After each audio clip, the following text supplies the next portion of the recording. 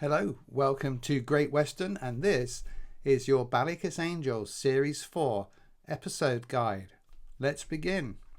The first episode of Ballykissangel Series 4 is All Bar One, which is written by Robert Jones.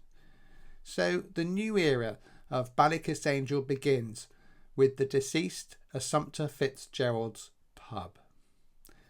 Fitzgerald's is deserted. The heart of the village is empty and sad, a theme that continues throughout the episode as the fate of the pub is decided through an auction. Should the beating heart of the village stay as it is, or should it move with the times and become a brasserie? Soon after this introduction, we are introduced to our first new character, driving furiously. Sean Dillon isn't new to the village, but he's new to the show. Niamh Egan happens to see Sean enter a derelict farm and is instantly entranced by this mysterious man.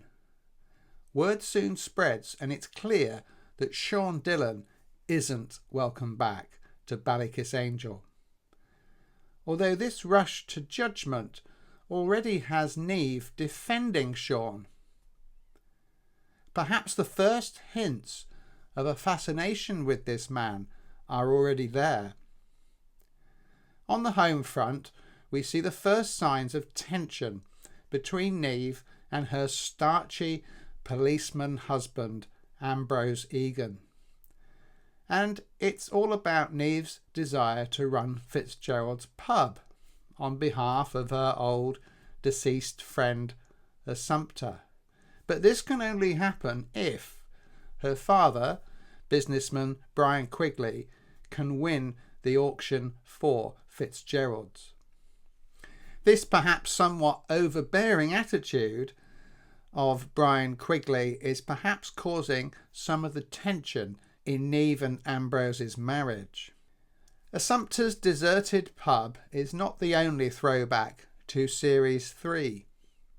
The bidder who wants to turn Fitzgerald's into a brasserie is one Bella Mooney, known to millions as Mrs. Doyle in Father Ted. A self-made entrepreneurial woman, Bella nearly gets her way, but is finally outwitted by public sentiment instead of the rather underhand attempts by Brian Quigley to stop her bidding. Our second new character of the episode is Orla O'Connell, the brother of the incoming curate, who hasn't arrived yet. This leads to another opportunity to link with Series 3 when Father McAnally is about to explain to Orla about Father Clifford, but he's cut off. Ballykissangel fans would no doubt have been fascinated by what he had to say, but it would doubtless have been the same old nothing to see here narrative that we saw in the final episode of Series 3 Amongst Friends. All Bar One closes with a showdown in the newly reopened Fitzgerald's pub, owned by Brian Quigley and Niamh, where Sean Dillon is given a frosty reception. However, in keeping with his promise to his daughter Niamh, Niamh has complete control over the pub, and she gets her first taste of power by, there's a pattern forming here, you've guessed it, defending Sean Dillon. And so the seeds are sown for the key storyline of the series. And finally, we meet Father Aidan O'Connell, but only very briefly in the final 15 seconds of the show. It's a transitional episode, this one. It has to cover a lot of ground, and I am grateful that All Bar One doesn't introduce the rest of the characters that we're going to make up Series 4. Episode 2 is called He Healeth the Sick, and the writer is Ted Gannon. This episode introduces the earnest but unexciting curate Father Aidan O'Connell, an ex-monk who some of the older ladies in Ballykissangel think may have miraculous powers. Mary, a bed-bound friend of Kathleen Hendley, appears to begin walking again after a prayer from the Blessed Aidan. Here we see the worldliness and cynicism of Aidan's boss, Father McAnally, who immediately detects a more earthbound reason for this apparent miracle. Pitted against one another here is the more simple purity of the younger man's faith, Aidan's, meeting the decades of grim, cynical, pastoral reality of the older clergyman. And this miracle presents a pastoral dilemma for Father Aidan, who has to encourage Mary to do the right thing with respect to an insurance payout. But the thing is, Mary believes that she has confessed to Aidan privately in confession, and therefore Aidan can't say or do anything about that. It's quite an interesting storyline. It's not the first time, and it isn't going to be the last time that we see the Catholic confessional pose a moral dilemma for the curate. Now, in the previous episode, we were introduced to Orla O'Connell, and in episode 2, she is finally reunited with her brother Aidan in the village of Ballykissangel. Her presence in Ballykissangel is never clearly or convincingly explained. Played by Victoria Smurfit in her prime, Orla is frustratingly underdeveloped as a character in series 4 and 5, the series in which she appears, becoming a barmaid in Fitzgerald's pub and being a love interest and or confidant to some of the older men in the village. At the end of this episode, there's a little twist about the insurance inspector's apparent healing, again at the hands of blessed Father Aidan. It's quite a sweet Ballykissangel moment, if a little bit naff, but Healeth the Sick is a perfectly serviceable episode.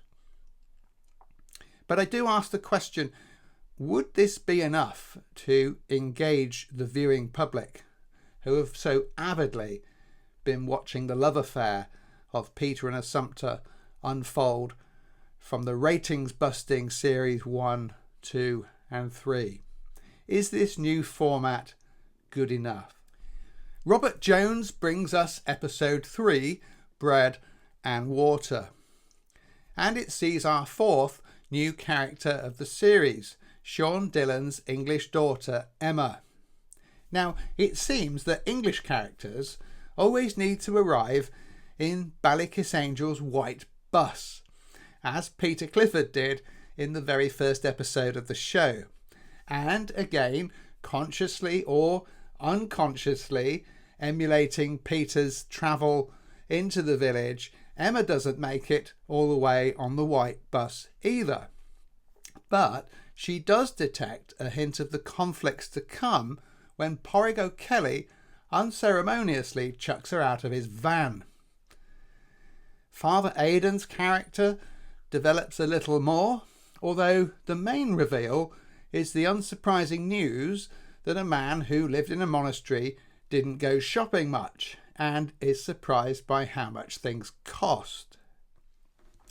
The episode is also notable for the Orla and Brian Quigley older man flirtation and Brian Quigley hugging a tree as he tries to interpret a dream which sees him end up buying a golf course. And we also have another hint of the growing problem between local policeman Ambrose and his wife Niamh. An important subplot of the episode's title is Siobhan Meghan's desire to have her baby via a water birth, which, after things go spectacularly awry, bizarrely happens in Brian Quigley's hot tub. As you do.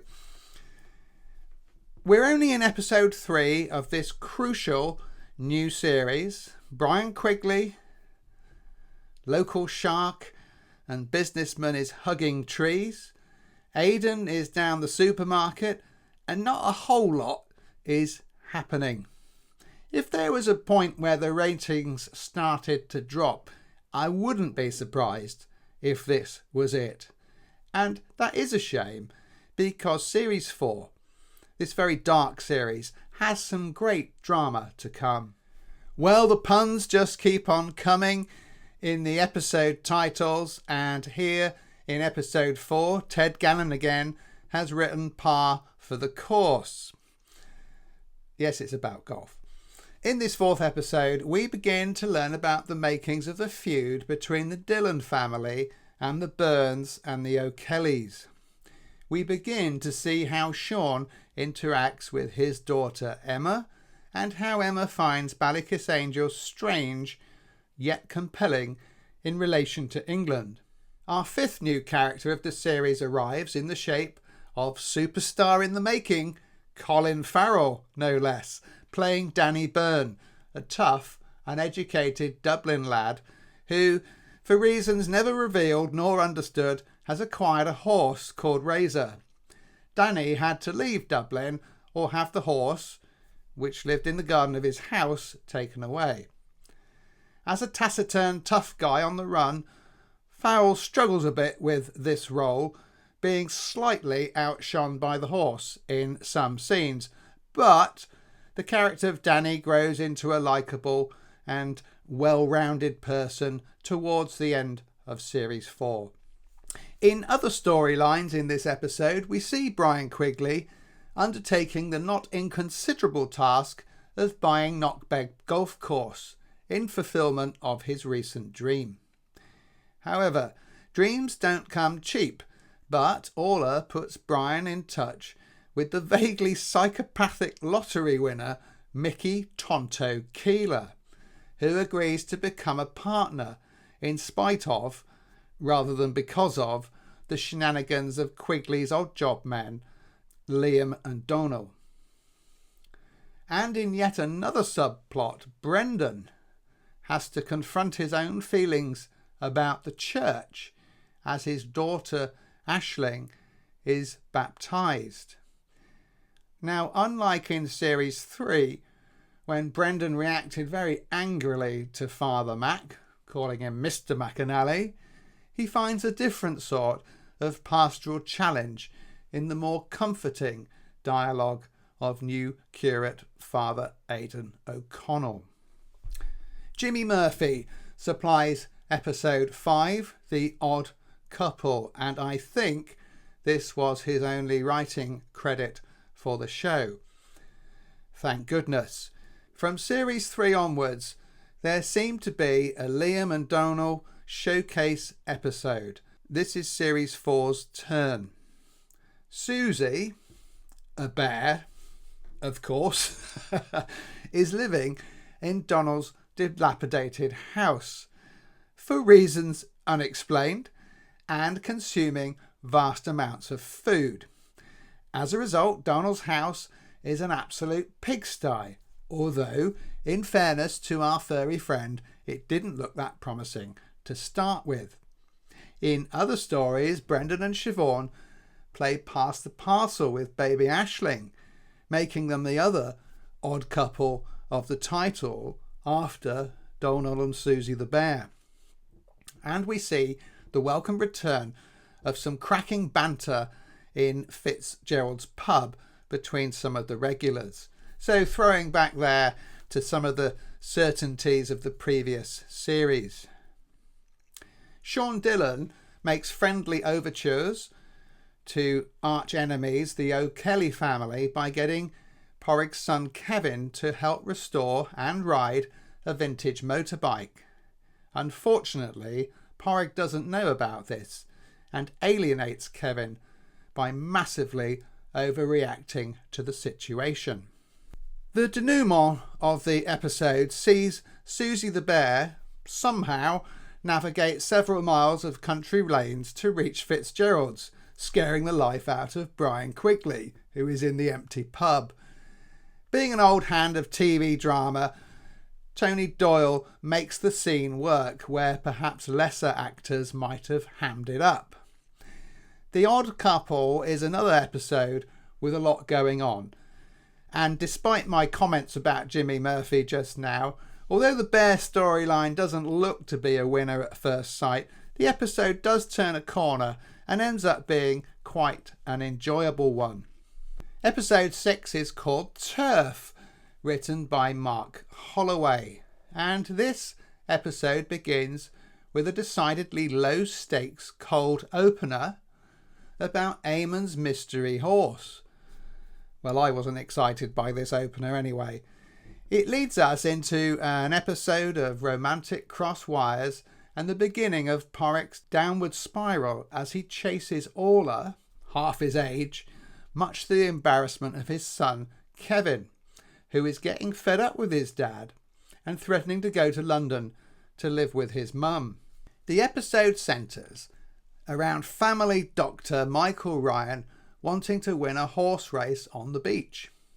This is a classic BallyK community event plot device, and it centres the episode nicely.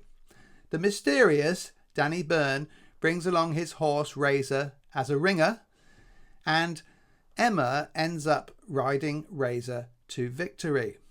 Unfortunately for Danny Byrne, he upsets Mickey Tonto Keeler, Brian Quigley's psychopathic partner at their new golf club. Later on, mistakenly thinking that Danny has vandalised the golf club, Danny is almost beaten to death in an empty horse box by Keeler, a man for whom the epithet handy seems appropriate. A subplot sees Ambrose tackle intimidation from Jonna Delaney, a drug dealer he put in prison in Series 3.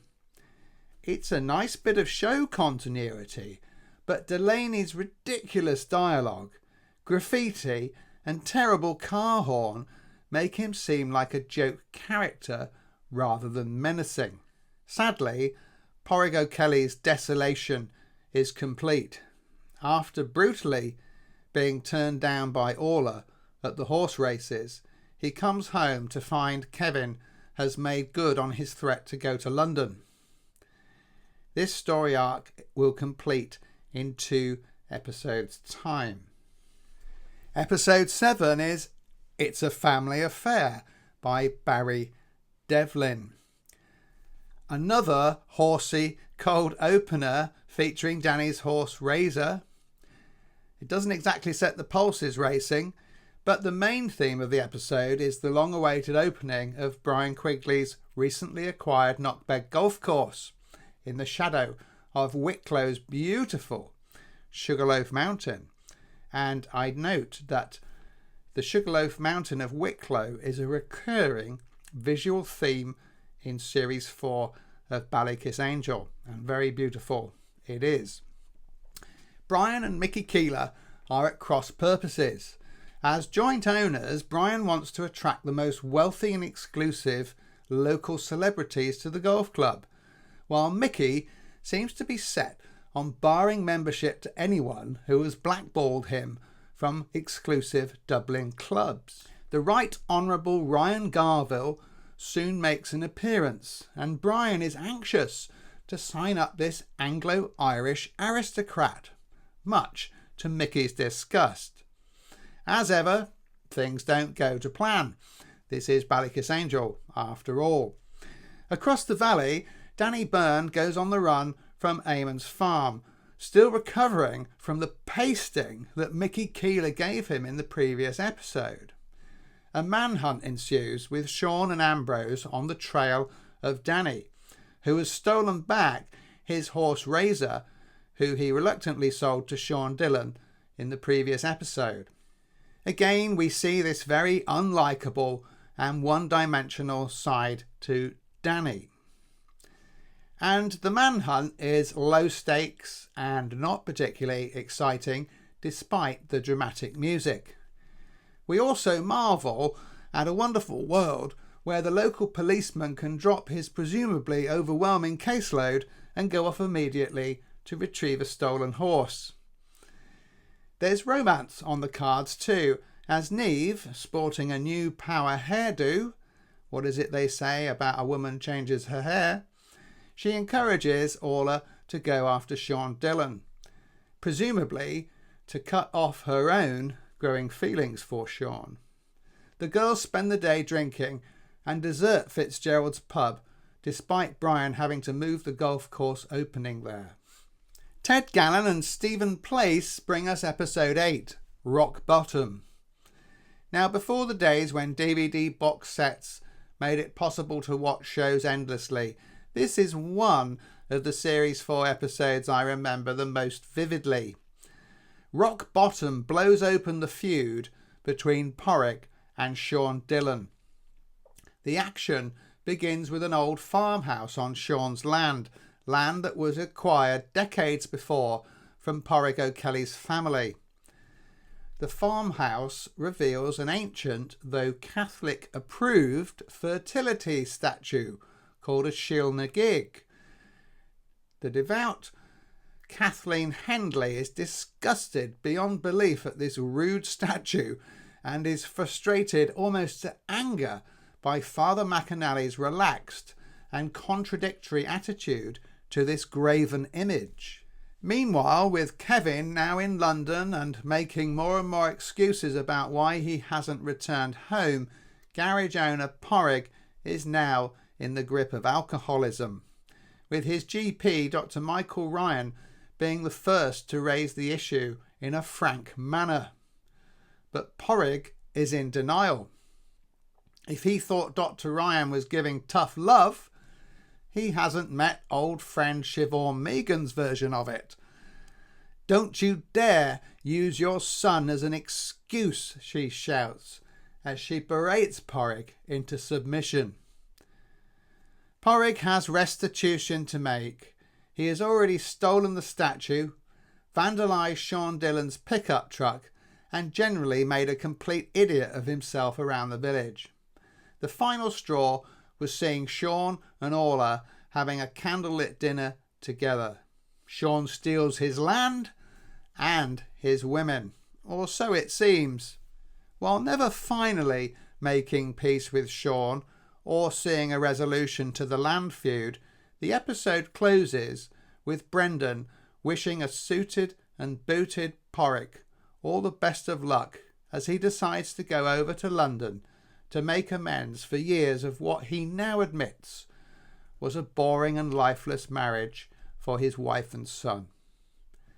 As the taxi pulls away into the distance, leaving Brendan on the garage forecourt, you somehow feel that a major character, Padraig O'Kelly, has left the series. And he has. The episode is also notable for a trope that would appear again in Ballykissangel, where we see the regulars at Fitzgerald's watching a bizarre Spanish or Mexican low-budget TV soap opera via a satellite dish. Episode 9 is As Stars Look Down by the ever-reliable Ted Gannon. As with the previous episode, this is another one of the series 4 episodes that I remember well from its first transmission. I think I remember it because it's a very different episode, where a former curate of Father Frank McAnally drops by on his way to Rome. Henry Ojoku, now a bishop in his African homeland, is in a dilemma about whether to accept a post in Rome or abandon his own flock, who live under an oppressive government. One of the things I like about this episode is that it doesn't demean faith or consider it old-fashioned, and we see both Henry and Father Mac prayerfully considering the future. There's a great scene where Henry and Frank play cards, but Frank's bluntness puts a strain on their old friendship. There's also a classic low-stakes Ballykissangel subplot involving Father Aidan having to call the bingo numbers after Orla doesn't arrive on time.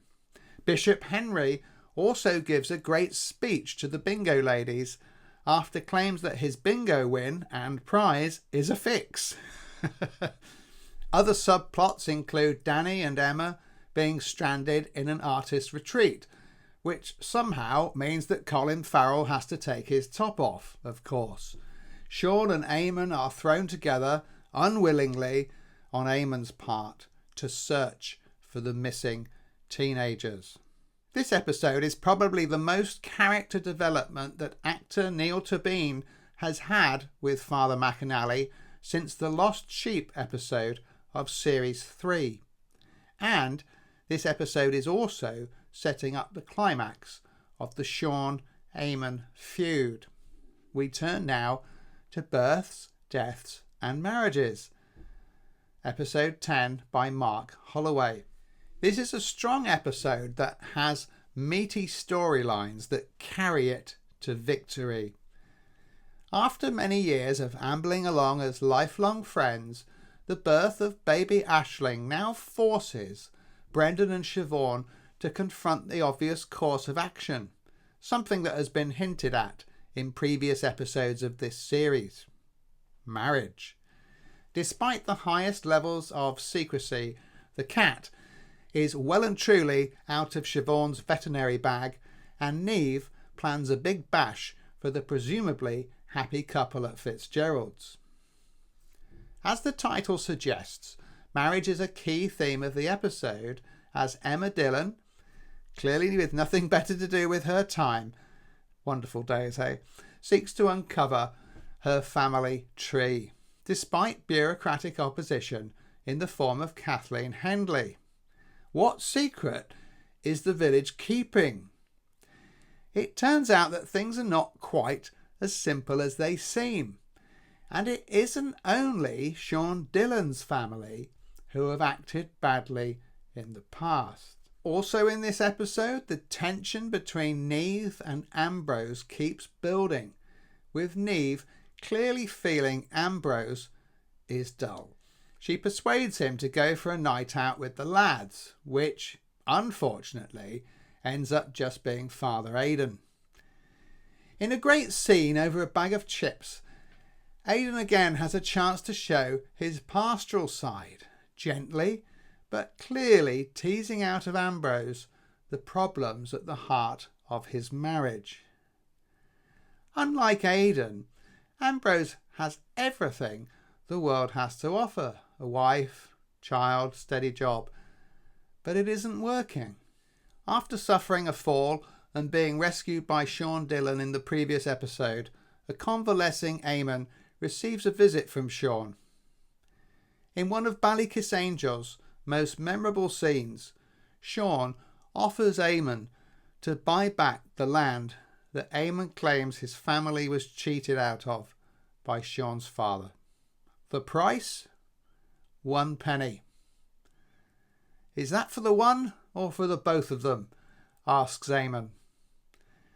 The classic lines are not at an end, as having agreed to the deal, Eamon shouts after Sean, "This doesn't change the past." "Beats me how you do that," mutters Sean under his breath. Life, love, betrayal, forgiveness, and the washing away of past sins, BallyK style. It's a classic line from what is becoming a classic episode in a series that is in dire need of one.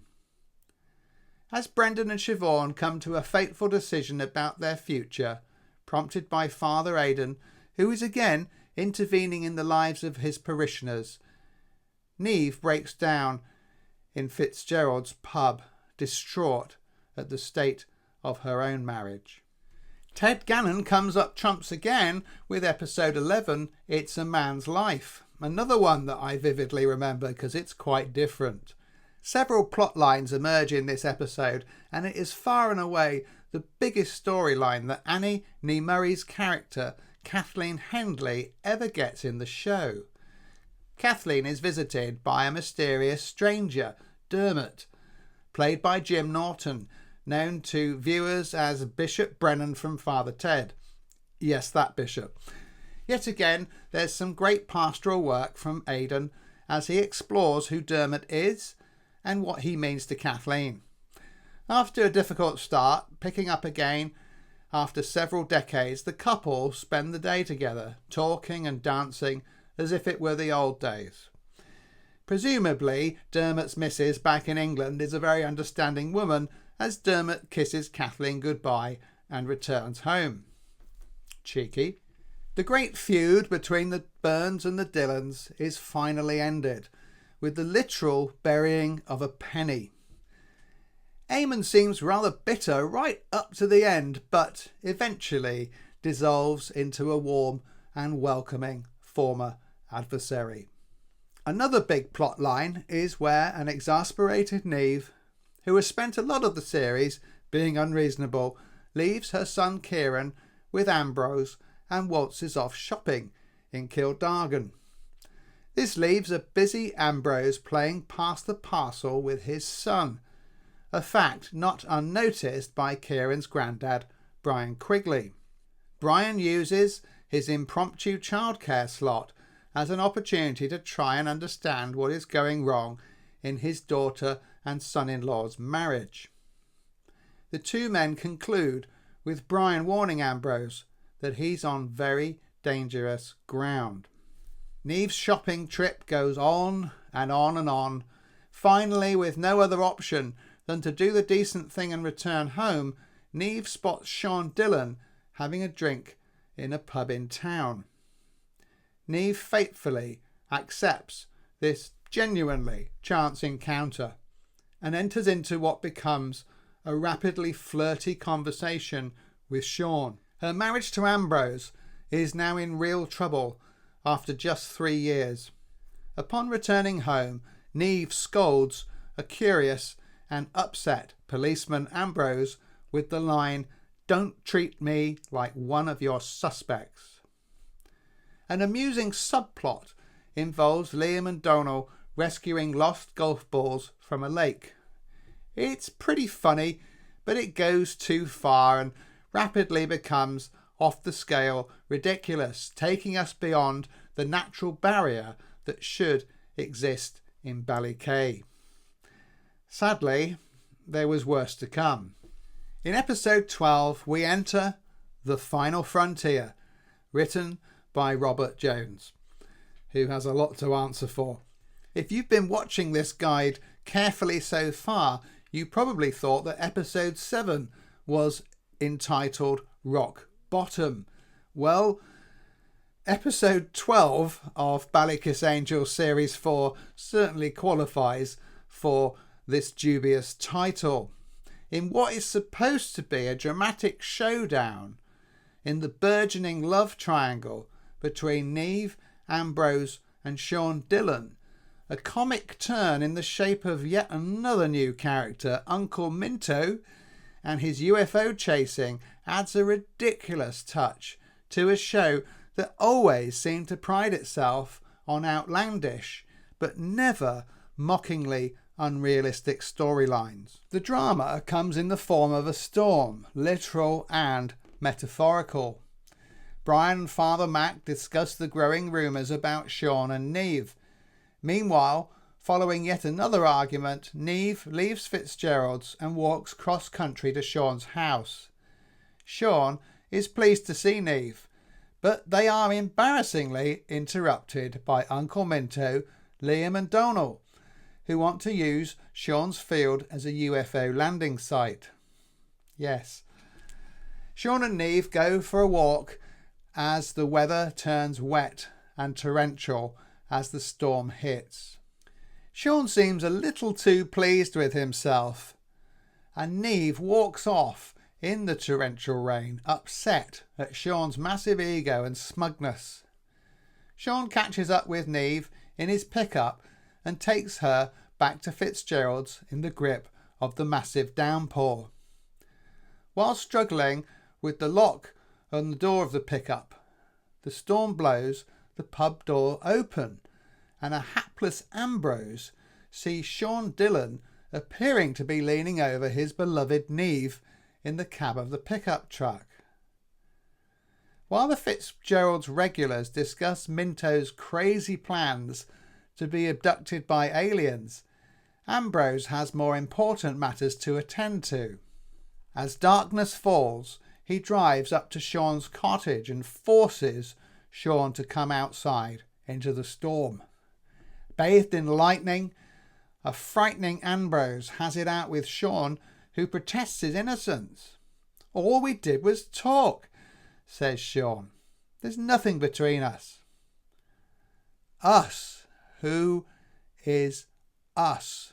replies Ambrose. "Us is me and Niamh." As Ambrose drives off into the darkness, point made, a huge tree crashes into Sean's cottage, narrowly missing his daughter Emma. And with this scene, Series 4 has reached its dramatic climax. Next, it's the morning after the night before in Ballykissangel. Sean surveys the massive damage to his cottage, which he has sunk a fortune into restoring. Led by Kathleen Hendley, the consensus seems to be that Sean has got what is coming to him, leading Sean to angrily denounce his own stupidity in ever returning home to Ireland and Ballykissangel. He decides to return to England. Is this a subconscious attempt to heed the warning and avoid the looming affair? At Fitzgerald's, Siobhan tries to stage a gentle intervention with her old friend Niamh in an attempt to save the ailing marriage. At Sean's, Orla arrives and makes one final half-hearted attempt to win Sean over. Father Aidan also visits Sean, who has never darkened the door of the church, and Aidan tries to persuade Sean to stay. Aidan has an ace up his sleeve in the form of an army of helpers who arrive to remove the tree and start repairing the storm-damaged cottage. Even Brian Quigley is in forgiving mood and accepts that Sean should stay. And with that, the final part of the ancient feud that has loomed large since episode 1 of this series is over. And has Brian accepted the inevitable? That whatever he says or does, if his headstrong daughter wants to be with Sean, it's going to happen no matter what Brian thinks. While Uncle Minto waits nearby for the aliens to land, yes, I can't believe I'm saying this either, the workers down tools and have a party around the bonfire at Sean's cottage. Niamh dances with Sean as an approaching Ambrose looks on mournfully. This dramatic finale should have been the closing shot of the episode and the series. However, the drama is completely neutralised as we see Minto, still camped out in a field and cursing the unbelieving villagers, witness a UFO flying back into the heavens. The theme music comes in and Series 4 crashes to a disastrous end with this unforced error. Viewers might think this was the nadir of Ballykissangel, but sadly we're not there yet. That comes in Series 5, Episode 1, Two Flew Over the Cuckoo's Nest, an episode in which deep drama is once again neutralised by a whimsical silliness that beggars belief. Although I have these very strong words for the ridiculous direction some of the BallyK subplots are taking, this has been a good series overall.